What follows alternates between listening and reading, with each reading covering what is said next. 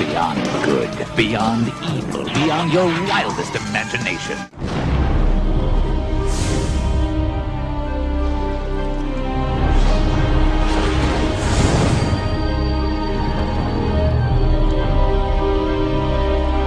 I'm willing to put my life on the line to do what I have to. But it has to be mine, no one else's.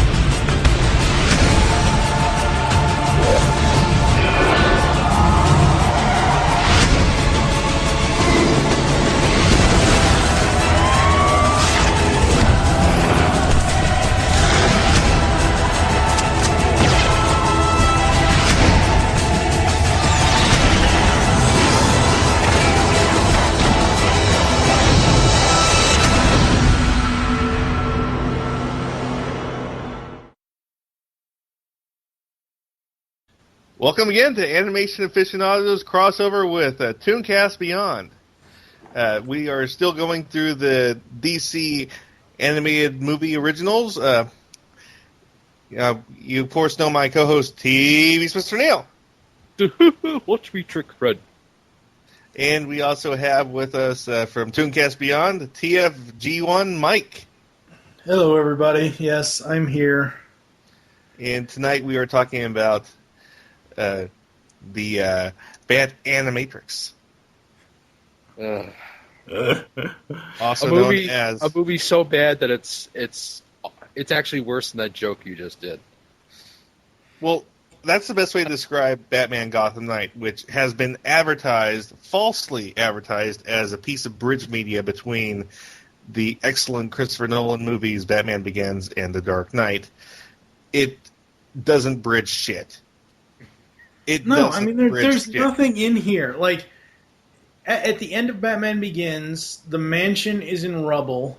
They have to rebuild. They have to do something. And The Dark Knight starts out in Chicago with the Joker. Nothing in Gotham Knight bridges those two. Nothing. You have a story about what kids think Batman is. You have a story about Deadshot, which is the only good. Oh, yeah. And by the way, the kids talking about Batman is a ripoff of a Batman the Animated Series episode. Yeah. No, it really is. No, I know. I'm agreeing with you. Yes, it is. I know it is. And this whole thing was basically it's the exact same spiel as the Animatrix. Where like we got 5 revolutionary Japanese directors doing 5 separate takes on blah blah blah blah blah, and it's like, yeah. I mean, for the most part, it's like, where were you guys? Who did this in your stead? Because it doesn't feel it's not the best work of any of these studios. No, not really. And there's only one segment I like out of all these, which would be the Deadshot segment, right? No. It's actually the one where where Bruce Wayne is training with a woman named Cassandra in India to learn how to deal with pain. Ah, yes. That's my favorite segment because Batman is flashing back to thinking about this training he went through to deal with physical pain, and there's a scene where he is actually in the sewers and he finds all these guns in the sewers and he's picking them up, and Alfred says, "Sir, if you put the guns down, I can help you up," and Batman says, "I can't." Yeah, that's the only segment I like. The rest could die in a ditch. I mean, yes, it's cool to have Kevin Conroy voice Batman again, but not for this. The problem with this movie, my problem with this movie, is that it is 6 short films. It's not beginning, middle, end. It is 6 short independent films of each other. As we've already stated, it does not tie Begins and Dark Knight together. I love Kevin Conroy. Kevin Conroy will always be the best animated voice of Batman, except when you put his voice to Batman animation that does not fit his voice. Yeah. Bishonen Batman. Just to be clear, it's not even as cohesive as something like Heavy Metal, where there was a definite beginning and end, and the individual stories were just, an experiment to tell a sort of anthology-style story. This is just like, okay, these 6 stories happen in a certain chronological order, and that's the only thing that connects them together. And not to mention, you also have 6 very different, Japanese animators doing their own thing. And I think that's part of what really hurts it, because there's only one Japanese animator I would ever trust with Batman, and his name escapes me at the moment, but he didn't work on this. I know that for sure. Yeah. It was actually one of the animators that worked on the Deshko, if you must know it. But yeah, he that guy's a huge Batman fanboy. But no, none of those guys were the right guy to handle Batman. And I'm still going to say it again: the goddamn Bishonen Batman was wrong. Oh God! Talking about the cast, just going down this cast list. They have some really strange people voicing these roles. I love Jason Marsden. I talked to Jason Marsden in an interview for over an hour. He's a great guy. However, Jason Marsden has one of those always young-sounding voices, and he just wasn't a good voice for Thomas Wayne. I mean, Jason Marsden is one of those voice actors that just all he uses is his own voice. The same thing with Kevin Michael Richardson. Kevin Michael Richardson as Lucius Fox. Kevin Michael Richardson has too much of a booming voice for me to be Lucius Fox. Rob Paulson as Sal Marconi, Marconi. That was pretty good. The voice and casting director Andrea Romano as Martha Wayne. I like that, but the rest of it is just so many weird people. As much as I like David McCallum, he should not be voicing Alfred. Yeah, that was not the right choice. And, like I said, I watched this, and number one, I couldn't find a cohesive story. Number two, a lot of these stories were honestly done before, like the story about kids telling their different point of views of Batman. That was straight up Legends of the Dark Knight. We already saw that before. The Scarecrow story, I mean, I can easily think of a comic I read with a story almost exactly the same as that. And that's part of the thing of each of these stories I've seen done before, and I've seen them done better. And really, part of the thing is the Nolanverse, what people call the Christopher Nolan movies for Batman, is about super hyper realistic. I mean, there's people that were, before the movie was greenlit, Christopher Nolan went into his garage and mocked together the freaking Tumblr first to show to the studios and say, this is my idea of what Batman is. By the way, this is the Batmobile, and that's what greenlit the movie, because his whole thing was the approach of realism. And then you have, the story with the Three Kids story is about this thief that has like rocket packs and all these other toys that don't exist. And then you have the Bishonen Batman story where Batman has a magnetic shield that doesn't exist. And then you have the Scarecrow story where Batman has this breathing mask that pops up where they're using cartoon physics. I mean, honestly, this is all stuff that Nolan, if he was in charge, would say no. Yeah. Yeah, I mean, the animation styles, and that's what's so jarring with the film, because it is 6 independent stories, 6 independent directors, 6 independent different animation styles. It takes you out of the movie. Now, if they had released this as not as Batman Gotham Knight, but as like, hey, here's a series of Batman shorts, or here's a series of, Batman mini-movies, I could see that, but advertising this as one whole cohesive movie just didn't work for me. What about you, Neil? Well, going into this, I wasn't even aware that it was an anthology movie, so when that first segment started, I was like, oh no, don't tell me that this is the animation for the entire movie. The first one where the segment was, the kids, the animation in that was kind of bad. I mean, you know what? I think that's the same animation director that did Kid Story for Animatrix. You know the one. Oh, okay. It is. But, it is the same director. I swear it is. Some of the background paintings in that segment were kind of interesting, but the animation itself, I didn't care for it. Yeah, I don't really like that art style that's emerged in Japan, where you got the kind of big upper body and tiny, skinny legs. Yeah, that Batman looked wrong. Yeah, that needs to stop. Yeah, that Batman was wrongity wrong.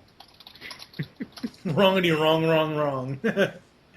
Here's a trivia bit for you guys. This is something I never knew.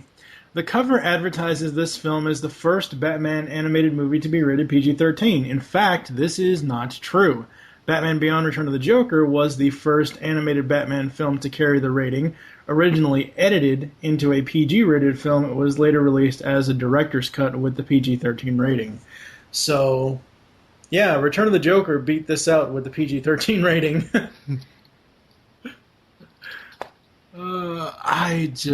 I honestly, normally I go back and I watch all the stuff before I record an episode on it. Honestly, I have not seen this movie since 2008, since I first saw it when I had an iPhone, because I rented it through iTunes just to see what it was all about. And I mentioned off air about, my 5-minute memory. I may have a really short-term 5-minute memory where someone will tell me something and I won't remember it 5 minutes from now. My long-term memory is very long, and I can remember stuff from 5 years ago to 10 years ago to, when I was a little kid. I still remember sitting in my chair watching this movie on my iPhone and being like, why did I waste $3.17 rental on this movie? Wow. Oh, by the way, I do have confirmation. It was Studio 4 Degrees C that animated Kid Story in Animatrix, and that's the exact same studio that animated Have I Got a Story for You. Didn't they also do Transformers Animated? No, I think it was someone worse. Oh, well, anyways. Studio 4C at least uses it.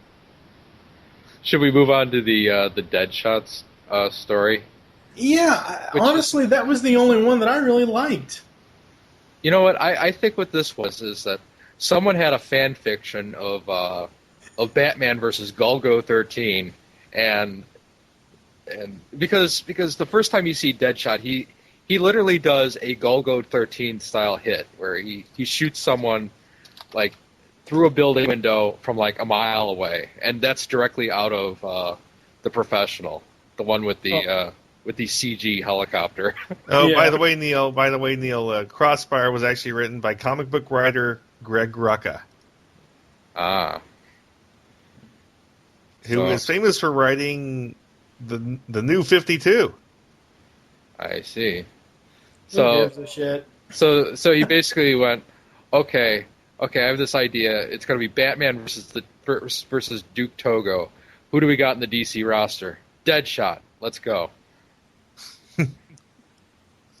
And yeah, Crossfire was the name of that. One. No, not the Crossfire is a different one. I'm thinking of the one with that was actually Deadshot. Deadshot, animated by Madhouse and actually written by Alan Burnett, who needlessly we already know who Alan Burnett is. You say that like it's a bad thing. No, I'm saying that Alan Burnett needs no introduction. Oh, okay, there we go. Okay. One of the other things about this movie is that one of the things that Gregory Novak had mentioned, that the reason they chose Deadshot as one of the villains was to show the direct contrast with Batman and Deadshot. While Batman took a vow never to use guns, Deadshot enjoys using guns, obviously. Took a vow to always enjoy using guns. Yes. I swear on my parents' lives that I will love this gun. From my cold, dead hands. We here at Animation Aficionados will fully support the Second Amendment. And for the box office stuff, it made Gotham Knight. Let's see, $8,066,075. Wow, God, $8 million. So it paid for Christian Bale's stand-in. Yeah. Hey, Kevin Conroy does a way better Christian Bale. Christian Bale does Christian Bale. I'm saying that when you look at how much it made versus Dark Knight. Yeah. And to be honest, Christian Bale, with Christian Bale's Batman voice, Kevin Conroy doesn't blame Bale one bit, so. Well, no, he blames the writers. No, he actually blamed the directors. He said that someone should have been watching the dailies and stopped him because as an actor, you don't really know what you're doing. Yeah. But this one, along with a couple other of the films that we'll be talking about in this spotlight, this is one of the ones that made close to what Doomsday made, which, again, I guess people love to buy bad movies. I think part of it was the false advertising as this as a piece of bridge media. Yeah, that's true, too. So you have six shitty shorts, but guess what? This also comes with 4 of the best episodes of the animated series. Oh, what I love is this. Well, guess what of the 4 Batman animated series episodes that came with this is? Legends of the Dark Knight. So they're just asking you to compare it. Yeah, pretty much. So you get 6 shitty episodes and 4 good ones. Yeah, Heart of Ice, I Am the Night, Legend of the Dark Knight, and Over the Edge. There's a novelization? Yes. That don't make no goddamn sense. No, not for this movie it doesn't. Not at all. Alright, so we are the IGN replacement crew, 1 to 4. Neil, what do you rank it? I'll give it a 1. I wish we could add a 0 to this, which is punch someone in the mouth, but I guess we can't do that. Yeah, if you meet someone who has this, just punch them. They've been punched already, Neil. Yeah, don't watch this. Don't spend your money on it. Buy the actual box set of the Batman season 1 set, or whatever season you don't have. And if you have all the season sets, get Golgo 13 instead. So yeah, Ben, what do you rate this? I rate this a 1. If I could rate it a 0 like Neil, I would say, I would pretend that this doesn't exist. Yeah, I think I am going to add a 0 to the ranking, so it'll be 0 through 4. Yeah, this is a complete 0.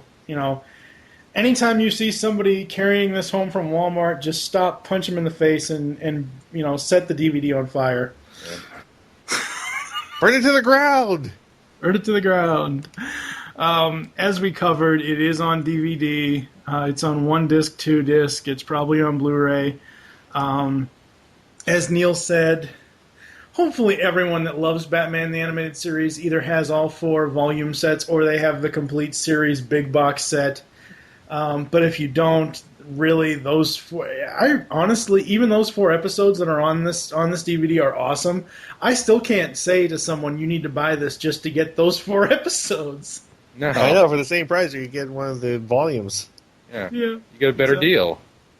Exactly. So, here on ToonCast Beyond, we're going to take a break. You're going to hear some really wacky ads, and then we'll come back with our final thoughts. Let's go to the lobby. Let's go to the lobby. ToonCast will be back after these messages. The Webcast Beacon Network has been covering and promoting creativity and the creative process since 2007, starting with the Webcomic Beacon, a topical webcomics podcast with a jovial bunch of misfits like your local morning radio show. Here we go. Also, the Webcomic Beacon Newscast, recaps, reviews, and discussions of community and industry news relative to comic creators, especially of digital distribution. Also, the Tropecast, the ever-tangential discussion of literary and visual memes. And finally, Web Fiction World. Before webcomics, there was independent and self-published web-release written fiction and literature. Find this all at webcastbeacon.com. Be sure to grab a master RSS feed or master iTunes feed and not miss a thing. Like animation? Come listen to Animation Aficionados. And if you disagree with us, you could be a guest on a future show.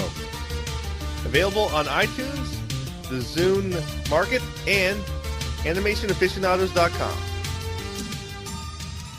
Hey, I'm Gary. I'm Greg. I'm Chuck. And I'm Justin. Join the four of us every week on the internet's #1 G.I. Joe podcast, What's on Joe Mind? That's right. It's Joe news, reviews, and special guests like you've never heard them before delivered right to your MP3 player. Think of it as Joe Talk meets Sports Talk. And we make fun of Chuck. Right, please. Hey. We're just kidding, Chuck. Kinda. Yeah, sometimes Chuck makes fun of himself. Right, please. Hey. It's What's on Joe Mind? Every week on the GeekCast Radio Network, InsidePulse.com, Stitcher Smart Radio, and iTunes. Download and listen today. Can I say something about Transformers? No!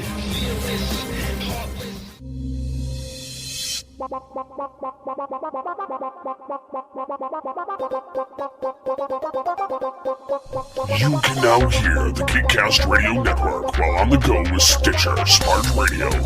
Stitcher is a free-use and talk mobile app available for your smartphone. And when you download Stitcher to hear GeekCast Radio, you'll have a chance to win money. Downloading is quick and easy. Just find Stitcher in the App Store. During registration, hit the promo code box and enter GeekCast Radio, all one word, to get automatically entered to win $100. The latest episodes of the shows will be waiting for you in your favorites. You'll get access to lots of other amazing shows too. Always available to you on demand, no syncing. It's Stitcher Smart Radio. Don't forget to enter promo code GeekCast Radio when you register.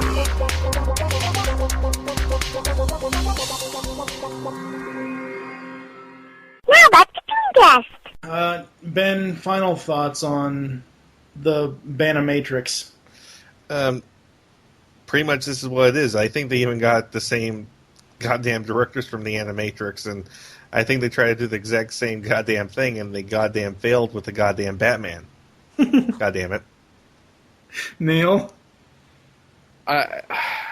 For our version of the show, I think I'm just going to insert a flush down right here. This movie was hard to watch. Fortunately, I watched this back to back with Wonder Woman, and I watched Wonder Woman second, so I had a good palate cleanser. Yeah, so Neil gives this a definite upper decker. One flush or two. Thank you, sir. May I have another? And for me, no one should watch this movie. It's considered a war crime. It's a crime against bat nature. It, fully covered in the Geneva Convention. It's like Ace Ventura eating bat guano. God, don't say that again. Thank you for joining us here on the ToonCast Beyond Animation Aficionados crossover. There are several ways to get in contact with us or leave feedback for the show. Visit the websites, geekcastradio.com and animationaficionados.com. You can comment on each of our episode posts. Leave the show's feedback in iTunes. Please do this. Follow us on Twitter. The show names there are ToonCast Beyond and Aficionados. Mine is TFG and Mike, and Ben is very restrictive with his Twitter, and Neil just doesn't care enough. Become a fan on Facebook. Go to facebook.com/GeekCast Radio Network and facebook.com/Animation Aficionados. Call our voicemail line, 502-526-5821. Tell us the show you're leaving the message for and your name. We hope you enjoyed this episode of the ToonCast Beyond Animation Aficionados crossover. Wish you'll join us next time, when we will be continuing the DC Universe animated original movie spotlight with Wonder Woman 2009. For now, I am TFG and Mike with Cheese Mr. Neil. And Ben the host. We will talk to you later. I have no words for this outro because this movie was so fucking bad. This movie sucked. You need the bat. You need the bat shark repellent. That would have made it better, actually. Because this movie definitely did jump the shark.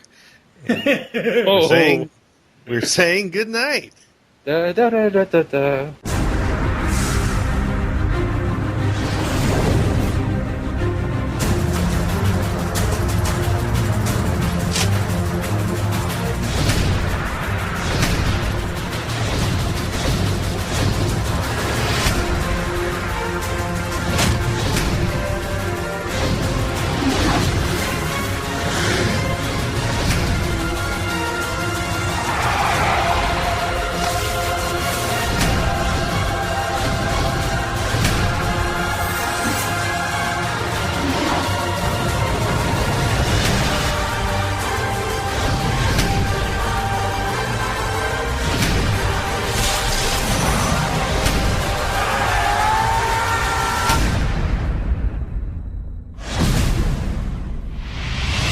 It's not polite to hit a lady.